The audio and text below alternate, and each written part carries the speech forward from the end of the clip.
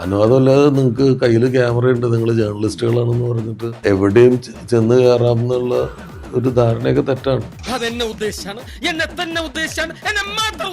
തോന്നിയ ദിവസം കാണിക്കുമ്പോഴേ ആലോചിക്കണമായിരുന്നു. പബ്ലിക് ന്യൂസൻസാ. നീ ഒരു കാലത്ത് നന്നാവില്ലെന്ന് ഉറപ്പിച്ചു തന്നെയല്ലേ?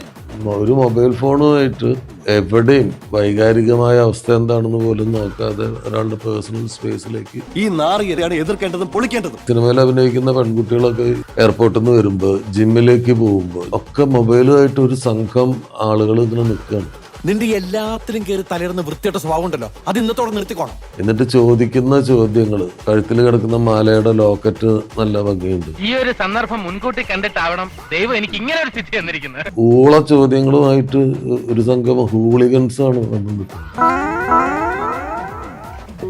അന്ന് അത് അറിഞ്ഞപ്പോ ഉണ്ടായ ദേഷ്യത്തിന് തന്നെ കൈ കിട്ടിയിരുന്നെങ്കിൽ മോന്തയടിച്ച് കലക്കിയ. അത് നിയമം മൂലം തടയേണ്ടതാണ്. സർക്കാരിന് ബാധ്യതയുണ്ട്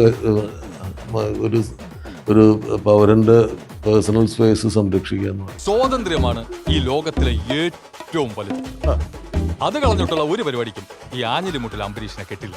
ഇപ്പൊ റിയൽ ജേർണലിസ്റ്റുകളെയും ഈ ഫേക്കിനെയും നമുക്ക് തിരിച്ചറിയാൻ പറ്റാണ്ടായിട്ടുണ്ട്. എല്ലാവരും ജേർണലിസ്റ്റുകളാണ്.